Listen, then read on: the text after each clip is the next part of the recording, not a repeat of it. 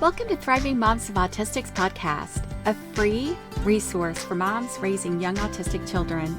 I am your host, Dr. Christina Wilson. I created Thriving Moms of Autistics after years of experience working with families and having my own autistic child. I coach moms of young autistics one-on-one to tap into their strengths, create a supportive community, set firm boundaries, and raise their autistic child with confidence. Subscribe to the podcast and check out the earlier episodes so you don't miss a thing. Now, let's get to it. Hi, Mom.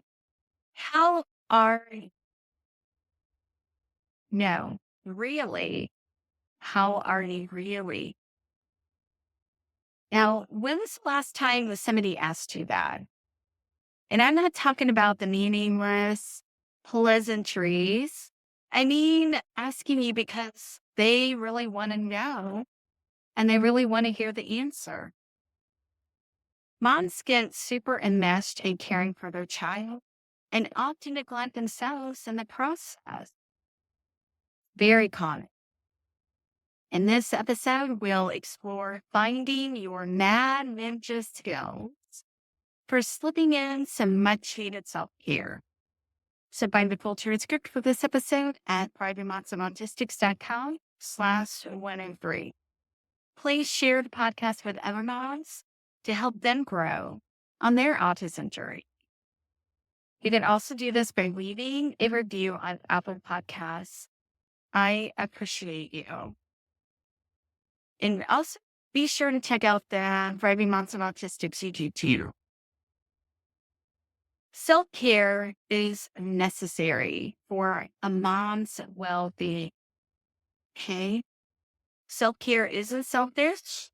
It is self-preservation, which means survival or avoiding harm. We spend our days keeping our child safe and supported. It's easy to miss the boat when it comes to our own needs. Moms are tough, but even they run out of fuel eventually, which impacts them and their child.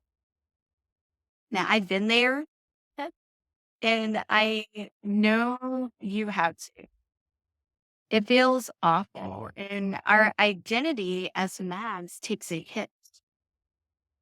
So, in my Thrive course coming out soon, I unpack that and more in terms of how cognitive distortions or stinking thinking, anxiety, depression, and all of that happen.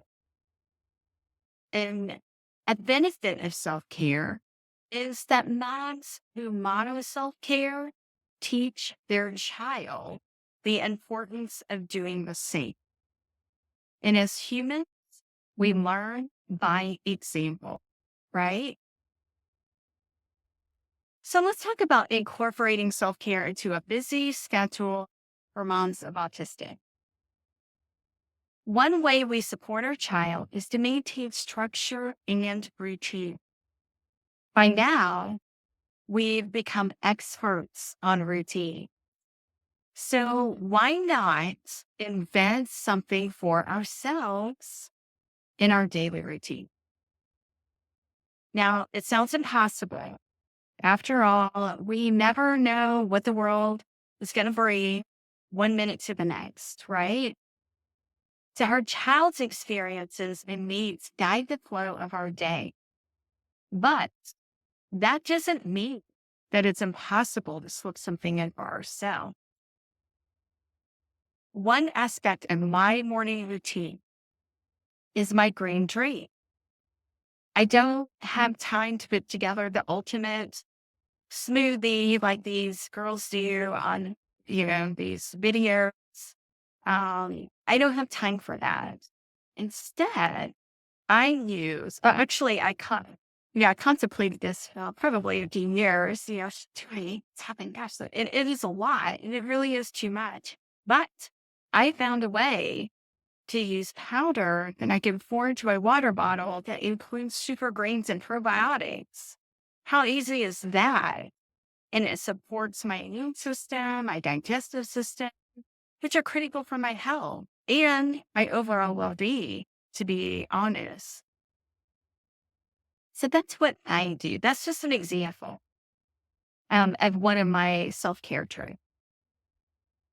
So here's some tips for moms integrating self-care. Okay. The goal is for moms of autistics to move from caring only for my child to caring for me too. Okay. That it's very powerful and they are connected. So here are some creative tips to transform your autism journey. Number one, start small. Of course, that's the tip for everything, right? You want your self-care regimen to be manageable and sustainable.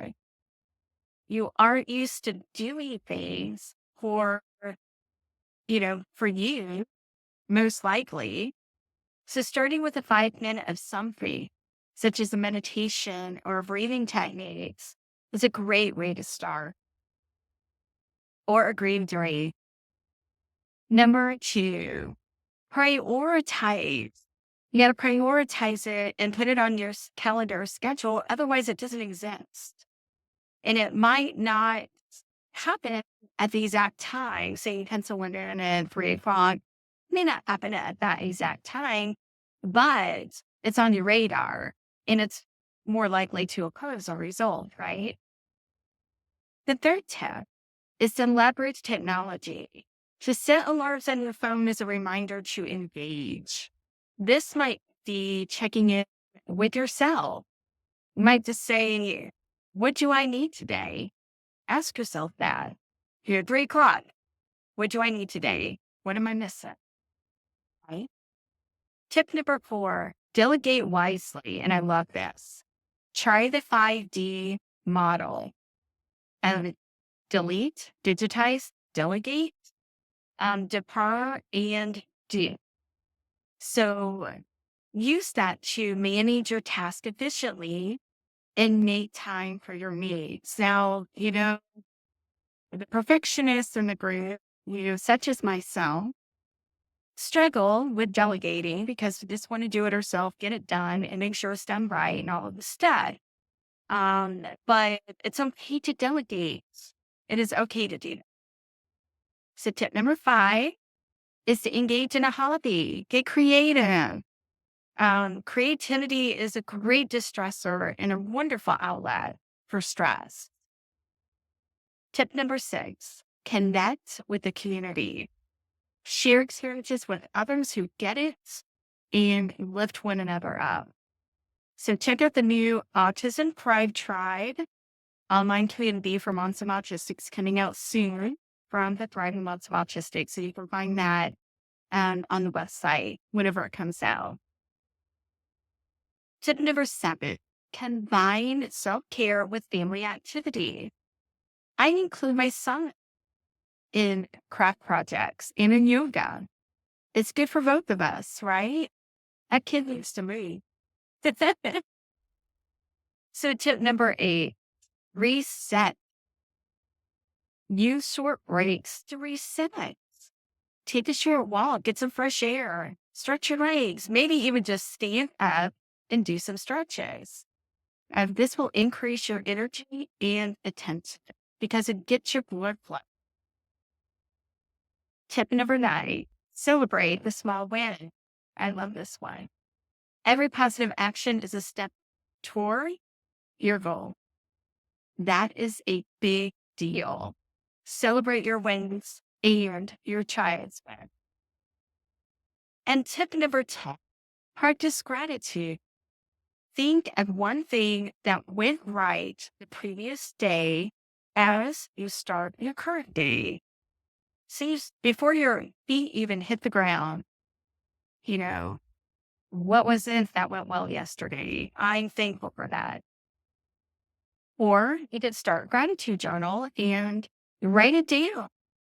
Research shows that you retain information much more effectively when you handwrite information. So it will stay with you longer. I hope this helps, and I look forward to our time together next week. Thanks for listening to Thriving Moms of Autistics podcast. Be sure to leave a review and tell other moms of Autistics about the podcast. Let's support each other. Find the full transcript for this episode at thrivingmomsofautistics.com. And be assured, you are not alone in your journey.